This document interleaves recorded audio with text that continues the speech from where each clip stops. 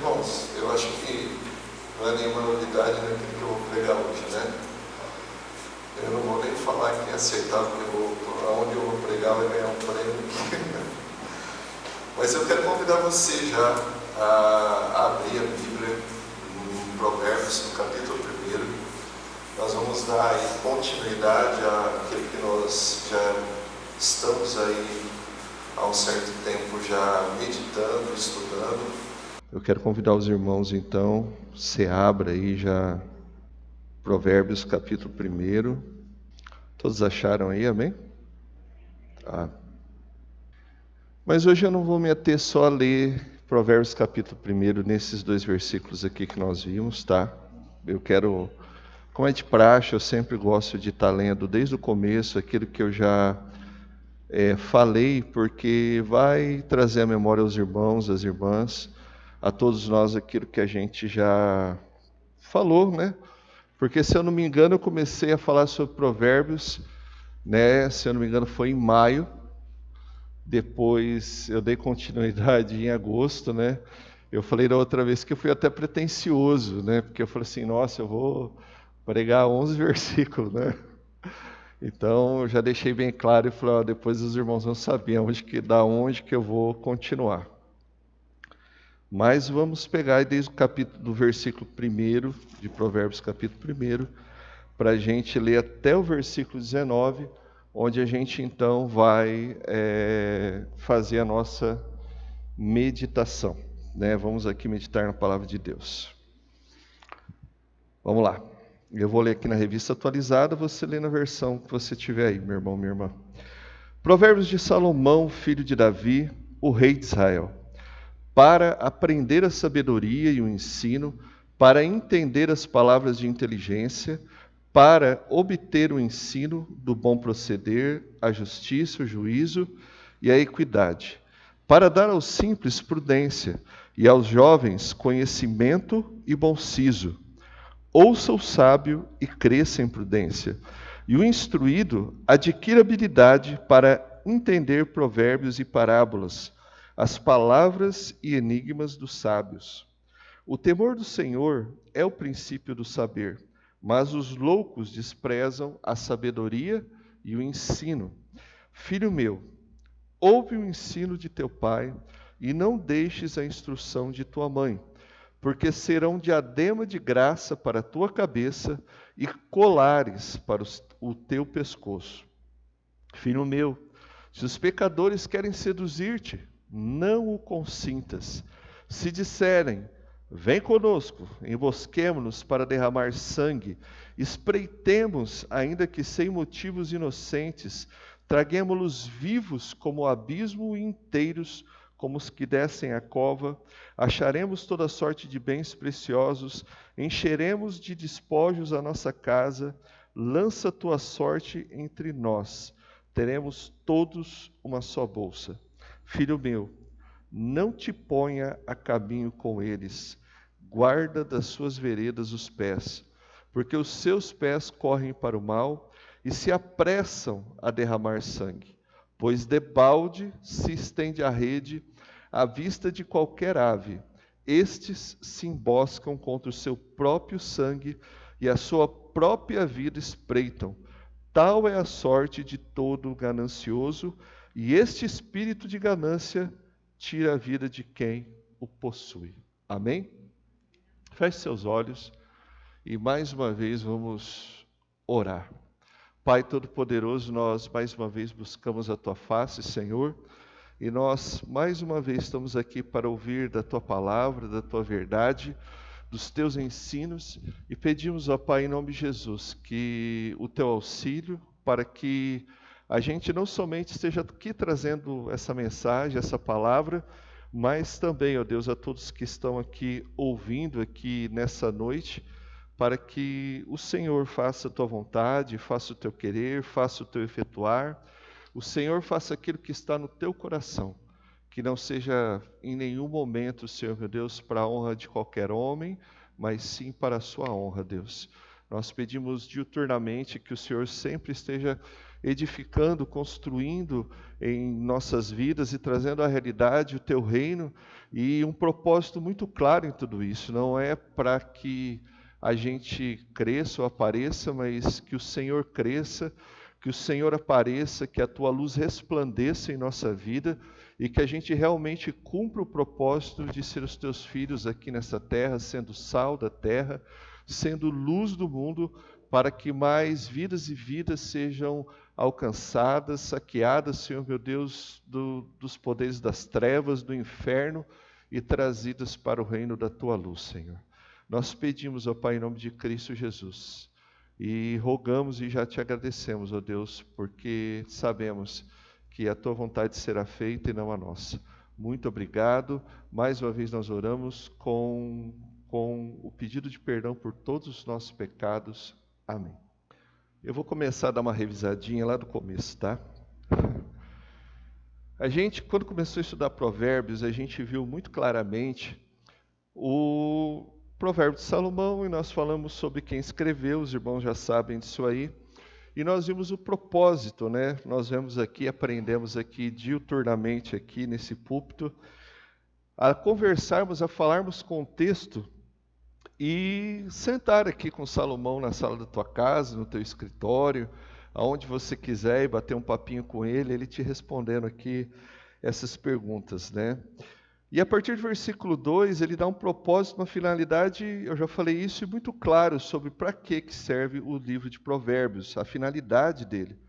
Ele diz que é para aprender a sabedoria, para entender as palavras da inteligência, para obter o ensino do bom proceder, a justiça, o juízo, para dar aos simples prudência, aos jovens conhecimento, né? Se o sábio ouvir, ele vai crescer em prudência, o instruído vai adquirir habilidade, para entender provérbios e parábolas. Nós vemos aqui nesses primeiros 7 versículos que nós lemos da primeira vez, a gente vê claramente, né, dá para entender essa finalidade, esse propósito. Aí, se os irmãos que estavam aqui no dia, quem tiver a NVT, né, vai pegar a tradução que ela já está mastigadinha, né? Ela vai dizer assim que a finalidade é ensinar, a finalidade é ensinar-lhes. Aonde ele vai ter essa preposição para denotando finalidade, né? Ela vai falar, vai trazer a palavra finalidade. E nós vimos que a finalidade é aprender, é conhecer, é entender, é obter, é crescer, é entender, né, as palavras, os enigmas, as palavras dos sábios, né? Então nós vemos que já nesses primeiros versículos aqui, ele já tem um vasto e claro conhecimento daquilo que o livro traz para a gente, do que a palavra de Deus, ela traz para a gente o propósito que ela nos ensina. E aí nós vemos aqui um versículo que ele é de suma importância, né? Que é o versículo 7, né? Que é um versículo chave dentro do livro de Provérbios, que é o temor do Senhor, tá? Então eu falei com vocês que ele aparece 15 vezes no livro de Provérbios, como verbo e substantivo, mas a gente viu também que o temor do Senhor tem uma complexidade muito grande, né? A respeito do seu sentido, do seu alcance, de tudo aquilo do que ele nos diz. E eu vou aqui repetir uma característica do temor do Senhor, né? Que o escritor aqui, G. Aleli, fala sobre o temor do Senhor. Ele diz assim, esse comentarista ele diz que fala do temor do Senhor como sendo uma reverência por Deus. E ele cita os versículos, ligada com obediência e às vezes com terror, mas também com amor. A santidade de Deus que encontra o homem pecaminoso cria esse temor, mas a graça e o perdão de Deus transformam este terror em reverência, tá? E aí uma coisa muito interessante, só para encerrar essa primeira parte aqui, que a gente às vezes tem um entendimento muito errado, e eu falei sobre isso, que os Salmos ensina que o temor do Senhor ele é aprendido, gente, tá? E isso é muito importante a gente entender, porque às vezes a gente acha que o temor do Senhor É algo tão somente que eu vou temer a Deus, Deus Todo-Poderoso, Deus fala, eu tremo e isso é temor do Senhor. Isso é temer também, né? Temer e tremer. Mas, como nós vimos aqui no comentarista, é muito mais do que isso. E nós temos que entender que esse temor do Senhor, ele também é aprendido, né? E às vezes a gente, como eu disse assim, o temor, como muitos outros conceitos dentro da Bíblia, às vezes a gente eu uso esse exemplo já há um certo tempo, que eu falo porque eu achava que era assim, tá? Principalmente de alguns meios que a gente já presenciou, acha que temer ao Senhor, sabedoria, entendimento, é Deus conectar um cabo USB lá na tua cabeça e começa uma transferência de arquivo e você começa a fluir na sabedoria, no entendimento, no temor. Mas quando a gente começa realmente fazer uma leitura detida da palavra de Deus, daquilo que os princípios que são ensinados, a gente vê que não há sabedoria sem conhecimento. Então as pessoas acham que eu vou ser sábio, tá? Mas da onde você vai basear a tua sabedoria, meu querido? A verdadeira sabedoria, a sabedoria de Deus, naquilo que Deus nos deixou, que são as Escrituras Sagradas. Então a gente nunca pode desassociar esses conceitos. O temor do Senhor, o próprio salmista diz que ele é algo aprendido. A sabedoria também é algo aprendido, porque nós aprendemos, temos o conhecimento, e a sabedoria de Deus é aplicar esse conhecimento da maneira, da forma, seguindo os princípios estabelecidos por Deus na nossa vida, tá? Vamos avançar. Então aqui, pelo menos aquela primeira parte que eu preguei, eu já deixo assim, faço uma clara revisão. Aí quando a gente já falou, entrou nessa segunda parte, né, que essa segunda parte que vai ser também uma terceira parte, mas enfim, nós começamos, percebemos que esse versículo de transição do temor do Senhor e tudo aquilo que nós vimos, ele é de suma importância para a gente entender. E uma das coisas que foi muito bacana que eu trouxe aqui, que foi um conceito do Russell Norman Chaplin, né, que é um comentarista, né, que ele diz que o propósito de provérbios, do livro de provérbios, né, é diminuir o número de tolos e aumentar o número de sábios. Então, é uma coisa tão real e tão na veia como isso que ele acabou nos ensinando e condensando sobre o livro de provérbios, tá? E vamos lá. Nós vimos aqui os versículos, tá? Vamos ver. Deixa eu ligar, né? E revisando, nós vimos aqui sobre essas duas cosmovisões rivais que fazem o seu apelo, tá? Nós vimos aqui da sabedoria e a loucura. Você vai ver todo o livro de Provérbios, essas duas cosmovisões, né? Nós vemos aqui o bem e o falso bem, sobre a vida e a morte. E nós vemos duas metáforas muito claras dos dois caminhos e das duas casas. Nós vimos aí falando sobre os dois caminhos, o caminho dos perversos e o caminho da sabedoria. Nós vimos as duas casas, a da mulher adúltera, né, e da insensatez, está aqui as referências para você procurar, né, e também o da sabedoria. Então nós vemos essas duas visões sempre, a loucura, a insensatez e a sabedoria. E essas duas metáforas muito claras, dois caminhos e duas casas.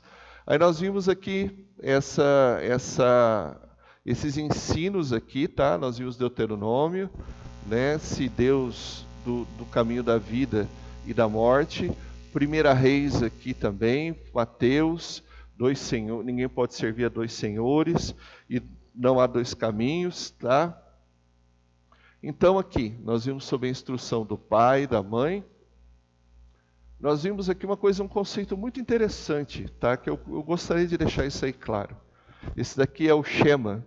Uma das primeiras vezes que eu preguei sobre Provérbios, eu falei sobre o Shema. Que ele diz assim, que essa palavra, Shema, no no hebraico, né, o ouvir, ele diz que nesse livro significa que a pessoa, né, ela dá ouvidos externamente às palavras do orador e as obedece internamente.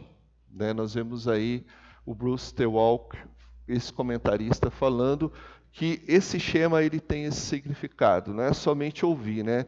Porque na nossa língua portuguesa, ouvir, às vezes a gente acha que é tão somente o escutar, e não é o escutar. É que ele está falando sobre isso daqui, né? Aí nós falamos um pouco aqui de Provérbios, vimos aqui, avançamos, vimos a responsabilidade do pai e da mãe, né? Num pé de igualdade, mas o pai como autoridade. E falamos também da importância sobre ter o mesmo discurso na educação dos filhos, né? De baixo pautado nos princípios bíblicos, tanto do pai e da mãe, não terem discursos contrários na educação do filho. Tá? Vamos avançar. Isso aqui eu também já falei. Estar precavido e estar preparado. Falamos aqui esse conceito do Hernandes Dias Lopes, né? Sobre o pecado, que é uma fraude. Coloca isso daí que é o conceito mais claro. Pecado é uma fraude. Filho meu, se os pecadores procuram te atrair com agrados, não aceites, né? Não imite. E série, a argumentação, nós falamos sobre a sedução, que é o argumento, é o convite, né? Falamos aí a argumentação da sedução, né? Da sedução dos ímpios. Esses versículos nós também trabalhamos com ele. O que impede os ímpios é tanta maldade e a ganância. E falamos que não tem a ver com a riqueza, mas sim com os princípios que regem e governam o coração. E falamos da mentira, né, de ter um pé de igualdade que eles dizem que tem. E aí nós vamos entrar naquilo que, com o tempo ainda que nós temos, vamos trabalhar em cima desses versículos. Tá? O versículo 11, 14. Dando continuidade, gente, àquilo que a gente falou, a gente vê que existe sempre o conselho do pai. E aquilo que é interessante como a gente vai trabalhando essas coisas e vai tendo a cristocidência. E eu estava falando como é interessante também, a gente viu sobre o Salmo de Asaf, no Salmo 63, a gente vê essa cristocidência e nesse processo de tentação que vem sobre a vida da gente. E a gente começa a olhar, e é uma coisa que o pastor sempre tem falado, quando a gente estuda os princípios da palavra de Deus, a gente tem uma coisa muito clara, tá? A gente vê o discurso do pai, né, antecedendo, né, aquilo que a gente tem aprendido todos aqui, a antecipar, a palavra nos ensina a antecipar a jogada do nosso adversário, que é o inimigo das nossas almas. E a gente olha aqui que esse pai, quando ele diz assim, filho, atenta, ouve a instrução do teu pai, ouve a instrução do teu pai, da tua mãe, se eles quiserem te seduzir, não o consintas, não o permitas. E ele começa a falar sobre uma hipótese, algo que pode acontecer. Porque ele trabalha, gente, a gente falou sobre isso, e olha só, o inimigo ele sempre trabalha com a questão da sedução, as duas cosmovisões, os dois discursos, na pessoa do incauto, do jovem, do inexperiente, da pessoa que está ali, e o pai naquela figura, os pais naquela figura que estão conduzindo o filho na verdade, e mostrando para ele, esse pai ele é muito consciente de que a proposta, a sedução, ela vai vir na vida de todos nós. Ela vai vir na vida do jovem, do inexperiente, por isso que também o provérbio fala sobre o Salmo, mas ele diz uma coisa assim, não te ponha no caminho dele, desvia o teu pé das suas veredas, porque os seus pés, eles correm para o mal e se apressam a derramar sangue. Na verdade, é inútil estender a rede ante os olhos de qualquer ave, no entanto, estes armam ciladas contra o seu próprio sangue. Tá? Então ele está dizendo aqui, não te ponha no caminho deles. Salmo, capítulo 1, a gente falou sobre isso também. né? Parece que há uma repetição proposital, parece não, há uma repetição proposital em toda a palavra de Deus. Salmo capítulo 1, feliz, bem-aventurado, né, é aquele que não se assenta que não ouve o conselho dos ímpios, que não se detém nos seus caminhos, que não se assenta na roda dos escarnecedores. Antes, o seu prazer está em meditar, está na palavra de Deus e nela medita de dia e de noite. Então aqui, o Salomão também não está falando diferente. É o mesmo princípio. Não se ponha no caminho deles. Tá?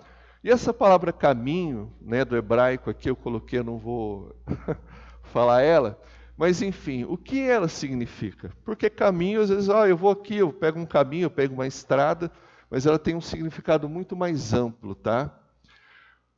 Quando ele está dizendo assim, filho, não te ponha ao caminho deles, olha só a ideia que ele vem trazendo. O caminho, ele indica uma estrada transitável, lógico, né?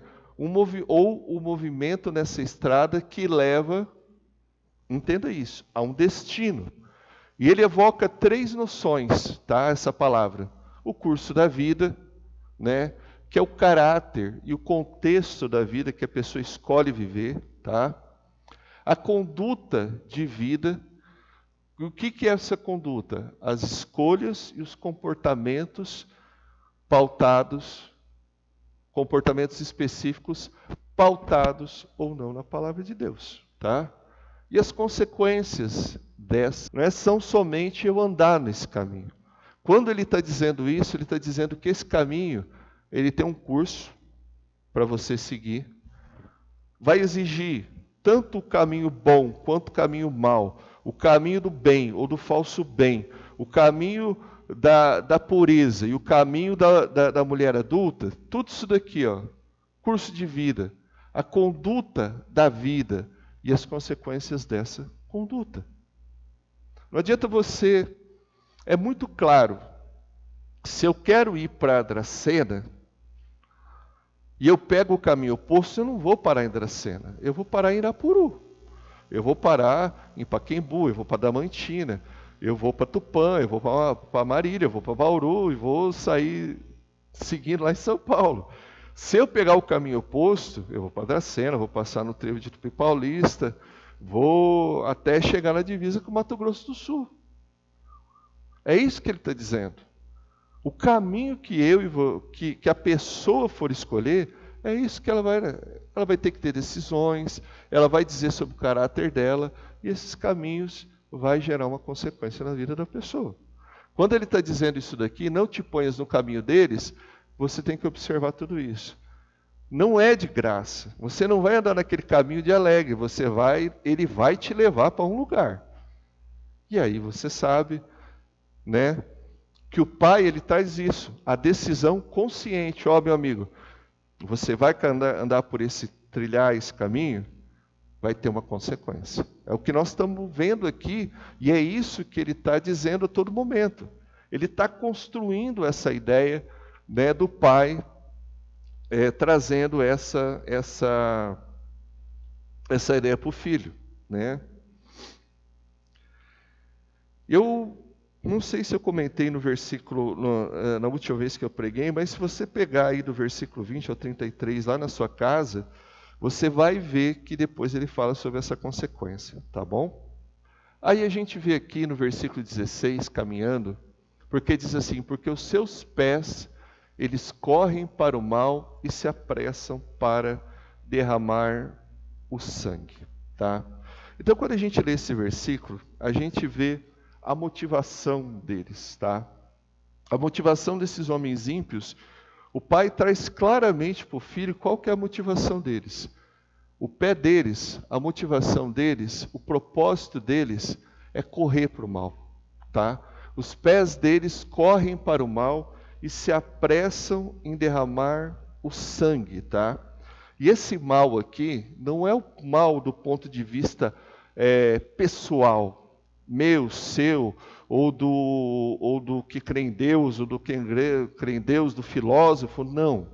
Quando ele está dizendo aqui, porque os pés dele correm para fazer o mal, Ele está dizendo aqui, debaixo dos princípios de Deus, aquilo que Deus considera mal. É quando essa pessoa, ela corre para andar contra os princípios de Deus, tá? Aí o pai, ele continua dizendo o seguinte: na verdade, é inútil estender-se a rede ante os olhos de qualquer ave. No entanto, estes armam ciladas contra o seu próprio sangue e espreitam as suas vidas.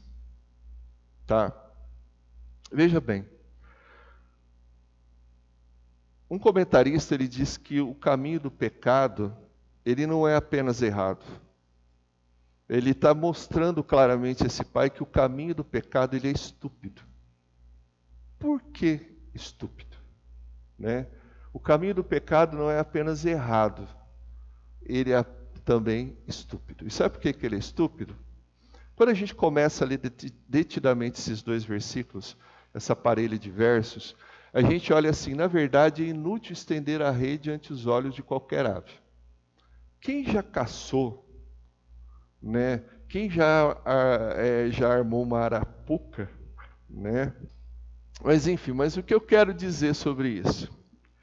É que ele está dizendo que, como eu estou aqui voltando dizendo para vocês, quem faz uma armadilha sabe que você faz uma armadilha sempre sem o animal observar aquilo que você está fazendo contra ele, tá? Porque é princípio que o animal, se vê você fazendo uma armadilha, ele não vai cair na tua armadilha. E nós estamos falando de um animal irracional, tá? E é por isso que o comentarista, ele diz com muita propriedade que o pecado não é somente errado. O pecado também, ele é estúpido. Porque as pessoas que praticam esse mal, que andam nos caminhos, contra os caminhos do Senhor, eles não conseguem enxergar de que eles estão armando ciladas contra o seu próprio sangue e espreitam suas próprias vidas.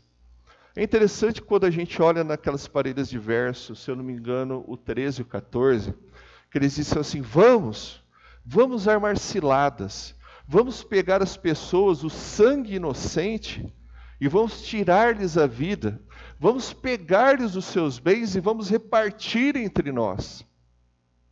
Esse é o discurso sedutor deles. O que Salomão está dizendo, o pai aqui está dizendo para o seu filho, é que esses homens maus que andam longe dos caminhos do Senhor, eles não estão enxergando. Olha o que é o pecado na vida da pessoa. A pessoa está caminhando para as trevas, ela está cada vez afundando a sua vida, ela está cada vez mais fazendo coisas que está prejudicando a sua casa, a sua família, a sua maneira de um modo geral, tá? Ele não consegue enxergar que ele está aqui, ó, armando cilada contra a própria vida, tá? É interessante, gente, que tem essa dinâmica no pecado, principalmente quando a gente olha, a gente que já lidou um pouco mais com o processo penal, com a parte criminal, é interessante. Que tem gente que começa na vida do crime com coisa besta, tá? Com coisinha de menor potencial ofensivo. Só vai lá. Ah, não, isso aí não dá nada. Isso dá uma cesta básica. Isso daí não é nada, é só uma advertência. Só que ele se esquece que existe uma questão de reincidência. Aí, aquilo que uma vez foi uma cesta básica, uma prestação de serviço à comunidade, ele começa uma coisa, aí daqui a pouco ele não tem mais direito à cesta básica ou à prestação de serviço à comunidade ou surcício, porque ele já é reincidente, e daqui a pouco uma coisa que era uma coisinha besta, que era uma peninha de começava com 1 ano, que foi substituindo, daqui a pouco ele está na cadeia.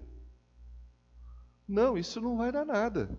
Isso não vai dar nada, não. Isso daí ninguém vai preso por causa disso. E às vezes as pessoas têm essa falsa ilusão, porque infelizmente no Brasil às vezes a gente tem pessoas que se utilizam do poder judiciário, das prescrições e das coisas, e enfim, acabam se beneficiando de alguma forma da própria lei. Mas enfim, às vezes o que acontece com essas pessoas, elas não começaram às vezes matando ninguém, fazendo uma coisa tão grave como tirando a vida, mas elas foram se envolvendo e elas vêm com esse discurso, e às vezes a gente vê nas pessoas que estão em lugares menos favorecidos, nas favelas ou alguma outra coisa, as gangues elas recrutam dessa forma. Não, rapaz, você vai ser o cara, você é o bichão, você é isso, você é aquilo, você vai começar aqui, você vai fazer a corrida para nós, daqui a pouco você está aqui na ponta, e ele vê as pessoas que estão envolvidas com isso, lá, gozando, entre aspas, de uma boa vida, né, que as coisas lhe dão, e a pessoa acaba se envolvendo. Ou às vezes a pessoa nas coisas ela fala, não, ninguém está vendo, tal, deu certo uma vez, vai dar uma segunda, vai dar uma terceira, e na hora que vai ver, como diz aí na gíria, a casa cai. Você entende que as pessoas elas não conseguem, o pecado cega de uma tal forma que elas não entendem que elas estão armando ciladas contra as suas próprias vidas. Daqui a pouco elas estão enveredadas, o pecado a gente sabe, o pecado ele cega a pessoa vai ficando folgada, vai acreditando que nunca vai acontecer nada, e daqui a pouco ela tá sofrendo uma consequência muito maior, tá? Então a gente vê, por isso que esse pai, ele vem com esse discurso para o seu filho, dizendo que ele deve rejeitar a companhia dos pecadores, porque esses pecadores, esses homens, essas pessoas que estão acostumadas a uma vida de pecado, eles estão cegos para enxergarem que as próprias consequências, elas virão mais cedo ou mais tarde, tá bom? E ele mostra de uma forma, como eu disse, muito clara, que um animal irracional é capaz de entender que aquela armadilha vai prender ele. Mas o homem, na toda a sua inteligência, o homem pecador, em toda a sua inteligência, ele não consegue entender que ele está armando cilada. É isso, por isso que o comentarista ele diz com uma clareza nítida. Ou seja, é uma verdade que não tem de onde correr. Não é somente o erro, é estúpido, porque um pássaro consegue enxergar as consequências, um animal irracional enxerga as consequências, mas o pecador, esses homens maus não conseguem enxergar isso, tá? Por fim, eles tentam contra a própria vida, isso aí eu já falei, né? E no último versículo, para a gente encerrar essa parte, né, sobre provérbios, de tudo aquilo que a gente viu, né, nós vemos assim, ele finaliza essa parte dizendo assim: assim são as veredas de todo aquele que usa de cobiça, ele põe a perder a alma do que a possui, tá? Eu coloquei aqui Ara, mas isso aqui não é Ara, tá bom? Eu coloquei a referência errada da Bíblia, né, uma outra versão.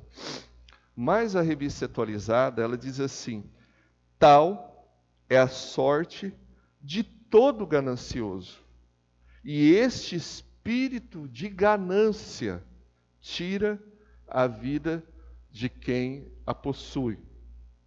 Tal é a sorte de todo ganancioso, e este espírito de ganância tira a vida de quem o possui, tá? Existe uma tradução, né, um comentarista ele diz o seguinte,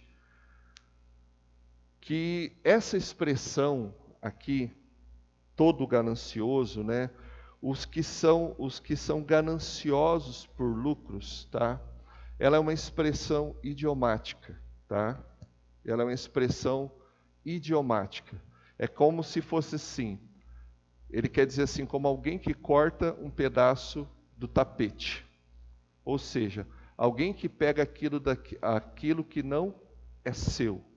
ou como a gente tem uma expressão idiomática nossa que é arrancar o couro, tá? É a mesma coisa. Ele quer dizer que a gente tem que entender que a questão aqui do lucro é uma coisa neutra, mas ele diz que aquele que é ganancioso por lucro, tá? Então a gente tem que entender que todo mundo trabalha por um salário, quem trabalha por ter um comércio, ou trabalha por conta própria, seja o que for, ele tem um lucro. Mas aqui existe essa palavra que diz aqui a respeito da ganância, tá? É interessante a gente olhar todas essas coisas, porque às vezes a gente fala assim, tá vendo? O lucro é pecado. Às vezes a gente tem um entendimento errado de que ganhar dinheiro de forma honesta, ela é errada, mas não é errado. O que é errado é a ganância. É o lucro que é a pessoa que ama o dinheiro, tá? Então a gente tem que entender essas coisas, porque não é o dinheiro que é mal, é o amor ao dinheiro que é mal. Uma vez eu falava com o pessoal a respeito sobre essas coisas, e eu perguntei, eu fiz um exemplo até besta, tá? Eu cheguei e falei assim, vamos dar um exemplo. Deixa eu colocar essa faca aqui. Essa faca é boa ou essa faca é má? Aí a pessoa falou assim, ela é má porque ela mata. Eu falei, como que a faca mata? A faca na mão do cozinheiro, de uma dona de casa. A utilidade que você vai dar àquilo é que determina aquilo que está no coração da pessoa. Se a pessoa ama o dinheiro, está errado. Ela tem que amar as pessoas em vez do dinheiro. Então a gente às vezes acha que tudo quando se trata de dinheiro, né, a gente acha que é mal, tá? E a gente tem um conceito muitas vezes errado a respeito disso. Mas ele está dizendo que é aquele ganancioso por lucro, tá? E está falando sobre o lucro injusto, o lucro criminoso.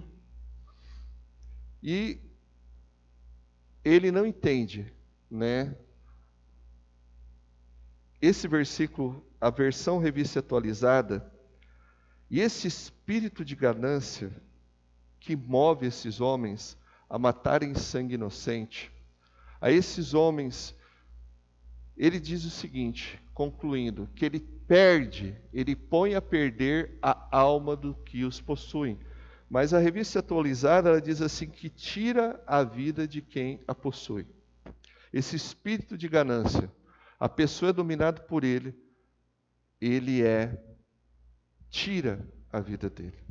E é interessante, eu quero trazer aqui uma lição do Hernandes Dias Lopes, que eu achei muito, muito apropriada, né? Então a gente vê que, antes de falar sobre isso, de que há um ato consequência disso daqui. Esses homens pensam em tirar a vida, mas eles estão atentando contra a vida, e esse espírito de ganância vai tirar a vida deles. Então, por isso está aqui, gente. Tá? Nós vimos aqui no livro de Provérbios, em tudo aquilo, o Pai está advertindo sobre isso. Lembra que eu falei aqui no começo sobre o caminho? O caminho, ele vai te levar para um lugar ou ele vai te levar para o outro. Esses caminhos vão demandar atitude, vão te demandar tempo, vão demandar a você expressar aquilo que está no teu coração, os teus valores, se você teme a Deus, se você não teme a Deus, se você segue os princípios do Senhor ou não segue os princípios estabelecidos na palavra de Deus. Então, por tudo, acaba aqui tendo o quê? Um ato consequência.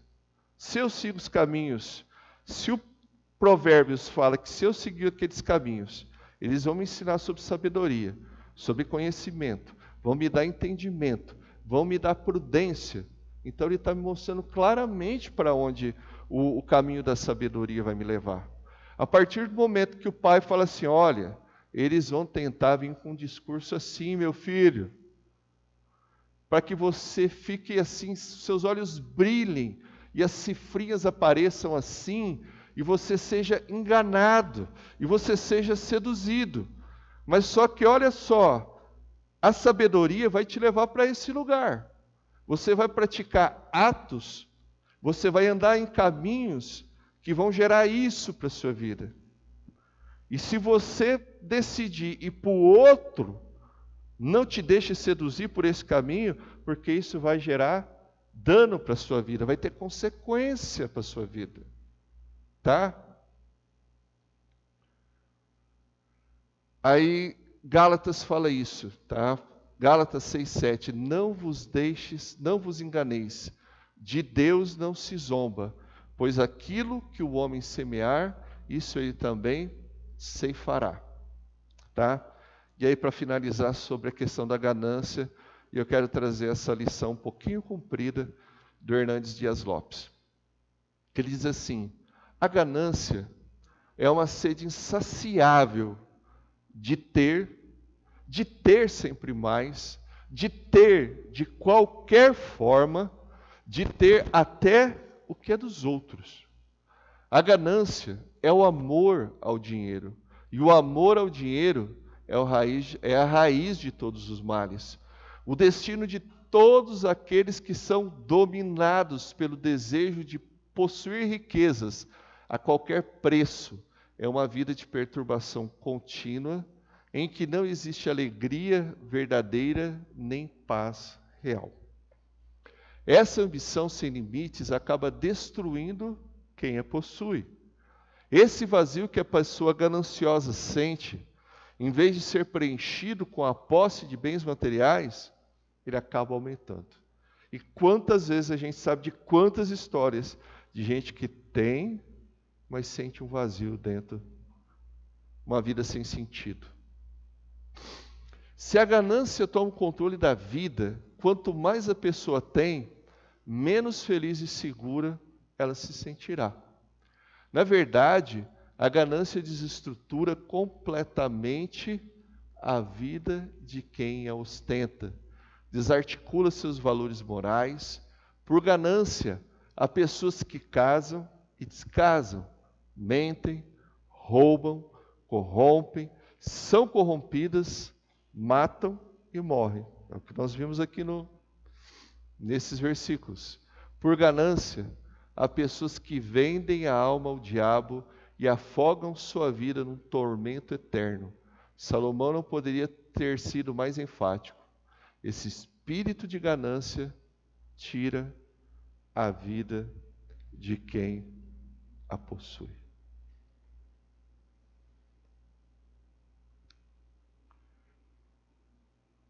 E todos esses versículos e tudo isso que a gente falou, né, essas lições que a gente aprendeu do versículo 1 até o versículo 19, meu irmão, minha irmã, leia em casa, revise isso, olhe e faça as escolhas, eu sempre digo, com sabedoria. Se você vê que está te levando para um caminho, você está crescendo os olhos, está sendo levado pela ganância, pelo ganho fácil, pela sedução dessa vida, pelas coisas que estão te levando longe dos princípios do Senhor, entenda uma coisa, isso é caminho de morte. Asaf, como a gente está vendo aqui, e eu quero reforçar esse convite para você para vir na quarta-feira, que nós estamos estudando sobre isso. Asaf, ele começou a botar os olhos no lugar errado, debaixo dos conceitos errados. E ele disse assim, quase que eu tropecei, porque eu achava isso. Ele começou a ser seduzido, quase foi seduzido, vou colocar assim, porque achava que os ímpios viviam uma vida sem problemas, sem nada. E às vezes a gente olha para a vida das pessoas que andam nos caminhos tortuosos e diz, mas isso não acontece nada, isso não vai dar em nada, aquele fulano faz isso, aquela fulana faz isso. Gente, não é mais claro, o caminho é caminho de morte. Ou nós andamos no caminho da vida, ou andamos no caminho da morte. Não tem um terceiro caminho, não existe uma terceira via. Não existe o meu caminho, o que eu penso, o que eu acho. Ou você se acha mais sábio do que Deus? É isso que você está dizendo? Não, meu irmão. O caminho, seja sábio, já está escrito.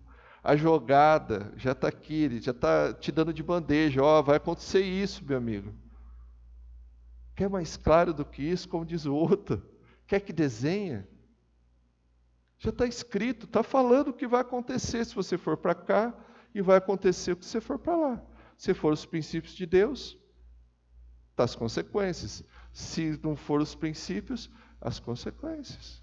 Que caminho eu e você escolhemos nesse dia? A quem nós vamos dar ouvido? Para a sabedoria ou para a insensatez? No seu casamento, no seu trabalho, em todas as áreas da sua vida. A quem você vai dar ouvido? Esse é o convite que a sabedoria faz para você todos os dias. É o convite que a insensatez faz para você todos os dias. Escolha o caminho da sabedoria, porque o caminho da sabedoria é vida. Amém? Pastor, vamos agradecer a Deus pela palavra que nos foi ensinada, pelos princípios, pelos mandamentos, mas pela oportunidade de aprender hoje. Vamos orar? Deus, obrigado, Pai, pela Tua palavra, Senhor. Nossa oração, Deus, é que tudo aquilo que foi ensinado aqui, Pai, de fato encontre lugar certo em nosso coração, Deus, para que não sejamos tolos, Pai. O ensino aqui que nos foi dado hoje, Deus, que não sejamos esses ignorantes a ponto de não fazer nem aquilo que animais irracionais fazem. Animais, quando percebem a cilada sendo armada contra si, eles não caem nessas armadilhas. E nós não apenas caímos, como nós somos aqueles que nós mesmos armamos as próprias armadilhas contra nós. Que não sejamos, Deus, esses tolos, esses ignorantes nesse sentido. Que não haja estupidez, Senhor. Que não sejamos nós seduzidos por essas ciladas e armadilhas, Pai. Como a gente tem falado aqui nos últimos domingos, que não sejamos nós, Deus, as marionetes sendo usadas, manipuladas por Satanás para fazermos a vontade dele, Pai. A Tua palavra não nos dá, Deus, a opção oposta a esse caminho, que é a sabedoria, a sensatez, a obediência, Deus, aos Teus mandamentos, Pai, o caminho da sabedoria, Senhor. Essa é a nossa oração, Deus, para essa igreja, para todos os nossos irmãos, Pai, que a cada desafio, a cada decisão, a cada escolha que tenhamos que fazer, Deus, as nossas escolhas, elas sejam uma expressão do caminho que nós estamos seguindo, o caminho da sabedoria, o caminho dos estatutos, dos mandamentos do Senhor, Pai. E que diante de cada tentativa de sedução, de cada tentativa de armadilhas ciladas contra nós, Senhor, nós não nos deixemos seduzir, Pai, mas estejamos sempre renunciando a essas seduções para a honra e glória do Teu nome, Senhor. Para que não sejamos nós a cavarmos o nosso próprio túmulo, para que não sejamos nós a cavarmos a nossa própria sepultura, Pai. Que tenhamos o mínimo de sabedoria para seguirmos a Tua palavra, Deus. Faz a Tua vontade. É o nosso pedido e a nossa oração, Pai, em nome de Cristo Jesus. Amém, Deus. E a graça do nosso Senhor Jesus Cristo, o amor de Deus e a comunhão do Espírito Santo seja com cada um de nós. Amém? Deus abençoe.